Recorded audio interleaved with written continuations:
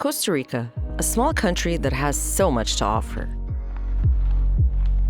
Epic landscapes, rich biodiversity, stunning beaches, lush forests, crazy waterfalls, and so much more.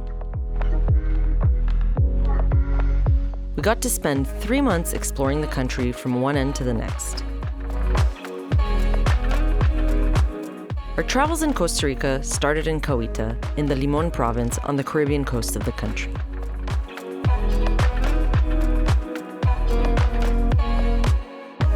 Imagine a place where the jungle meets the sea, where sloths hang lazily from the trees and the sound of waves is your soundtrack. You can stop imagining, because that's basically Cahuita National Park, one of Costa Rica's most beautiful and biodiverse places. The Cahuita National Park is known for having one of the best preserved coral reefs in Costa Rica. Unfortunately, we visited in May and it wasn't the best time to dive there. If you're thinking of going, the best time to visit is during the dry season, in March and April, or September and October. For this video, we'll be sticking to the hiking trails and sharing everything we saw in the national park. We want to make sure you come prepared to explore this amazing place. Cahuita National Park has 2 entrances, with a bus running back and forth between the Puerto Vargas entrance and the Cahuita bus station. The park is open from 8 a.m. to 4 p.m. every day, but at 3:30, the park rangers will start escorting guests out of the park.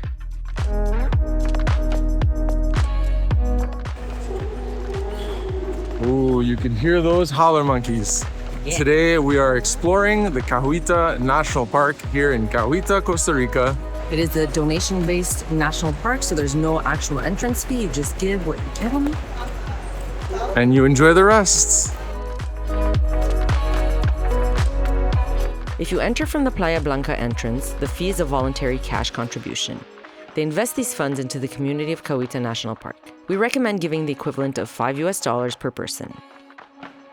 If you enter from the Puerto Vargas entrance, you will need to pay $5.65 USD per person, or about 3,000 colones. So another interesting tidbit is the whole, do you get a guide, do you not get a guide?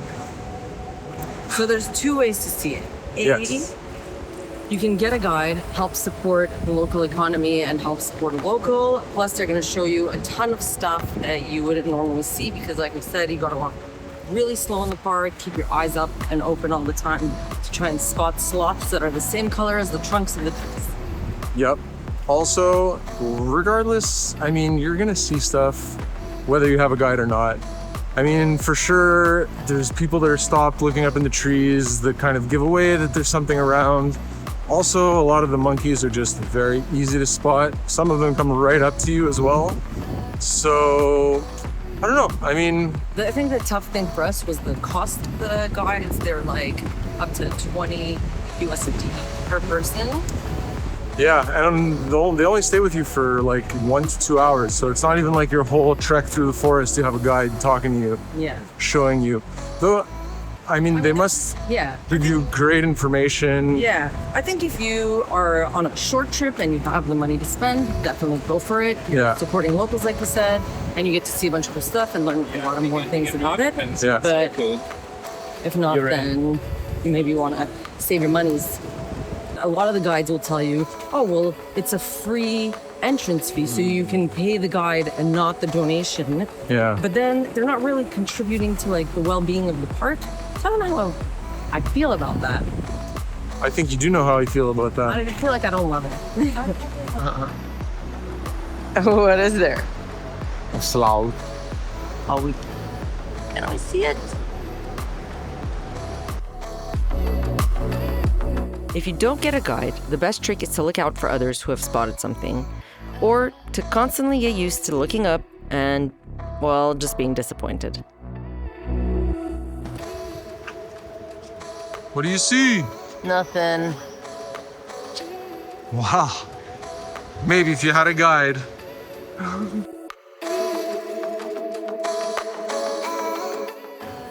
So for context, we've been walking for like 2 minutes and we just saw a sloth, which is much better than yesterday when we only saw one that was sleeping. Saw one. One.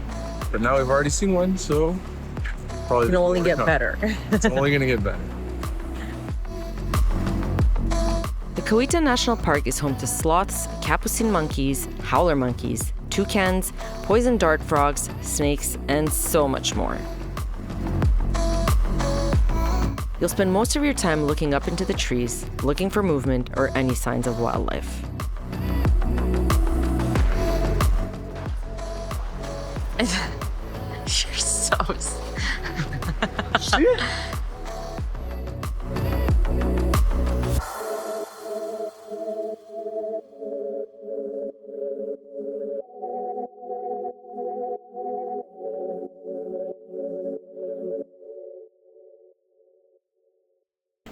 The best part about this national park? It's not just a forest walk, it's also a beautiful beach. Yeah, so now we're gonna find some shade and we're just gonna hang out and enjoy the water. The Cahuita National Park has some of the most pristine beaches on the Caribbean coast. Playa Blanca is easily accessible, a 15 to 20-minute walk from the entrance in town. It's perfect if you're looking to chill at the beach without going too deep into the park. Our little slice of paradise here. My little slice of paradise here.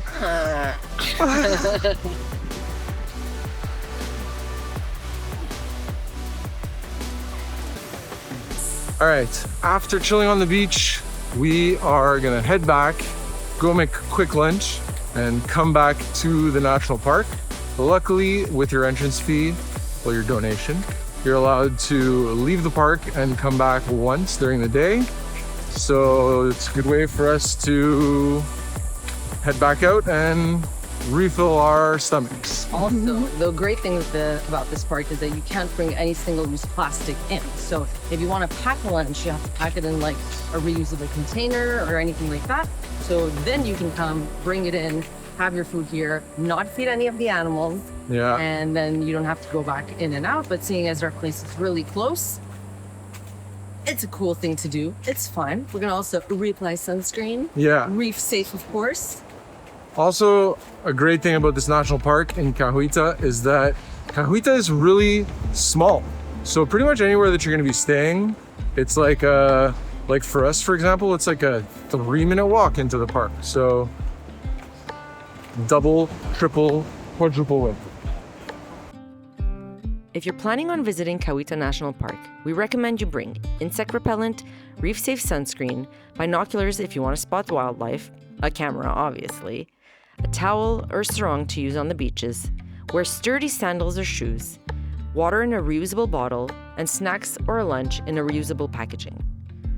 It's important to note that you can't bring any single-use plastic into the park. It is our second day at the park here. Yeah, we learned a valuable lesson yesterday, and that is bring a lunch, otherwise you'll never make it to the end of the park. Yeah, so even though it's only 8 kilometers long, which doesn't seem like it's a long trail, it actually takes a long time because you have to stop and look for animals and kind of... There was nothing there. And so it takes a lot longer. We spoke to someone today who said it took them 6 hours just to walk the 8 kilometers. And now every time we hear rustling, we're like, what is that? And also there's beach almost the whole way along, so if you want to just stop and take a dip and cool off, then that's gonna add time too. Yeah, so that's our plan for today, is walking the full trail. The national park weaves you through different environments: lush forests, coastal walks, platforms, and rustic trails. You really don't need to walk too far before getting to another beautiful beach. Just make sure you keep your food stored away and any drinks closed, because the monkeys here are not shy.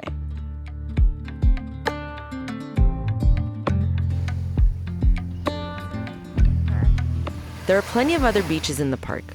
Punta Vargas and Punta Cahuita are both beautiful.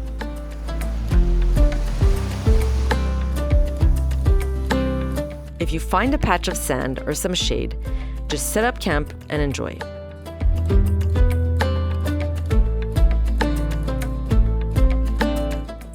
little break time here because it is hot. Yeah, it gets really hot and humid, so it's important to stay hydrated. Yeah. Also, one of the things, I think the thing that most people expect when they come to places like this, especially in Costa Rica, in terms of like seeing wildlife, is they're always looking for the sloths, they're always looking for the monkeys, so everybody's walking around with their heads up, which was almost a disaster because this one here almost face planted again. But another danger that you got to keep your eyes down for, we haven't seen it yet here, but we saw a bunch of TikToks of places in Costa Rica in other national parks that had like these giant boa constrictor snakes. You don't need to, you're gonna see those, but they have like also tiny ones that are like super venomous and they like blend in super well into their entourage and foliage, so you gotta also look down. Also, branches and roots are deadly.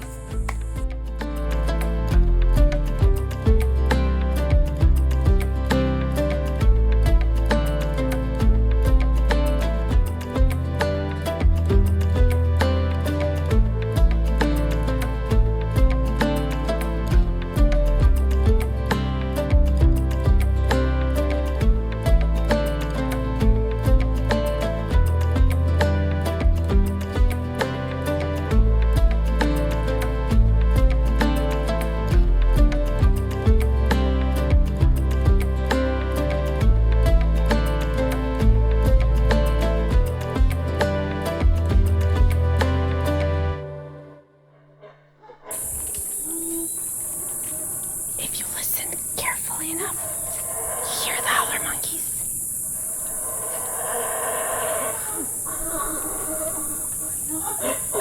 Getting close.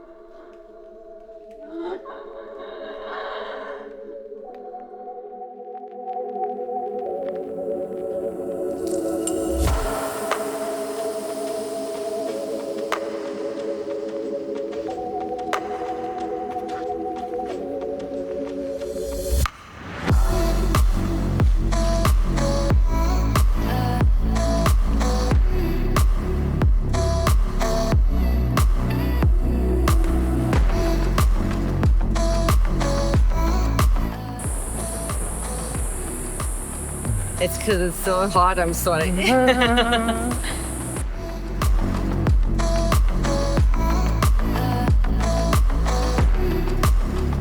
Overall, we had a great time exploring Cahuita National Park. If you make it to the Caribbean coast of Costa Rica, we highly recommend taking 2 days to explore this park. The beaches are beautiful, the wildlife is epic, and the forests are so lush. This is what makes Cahuita National Park so special.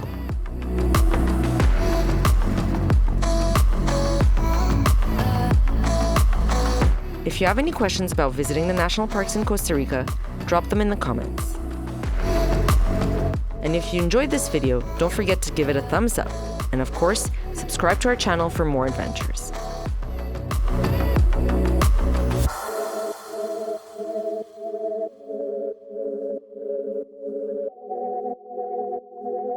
Join us next time as we explore more hidden gems, unique stays, and embark on epic adventures all over the world.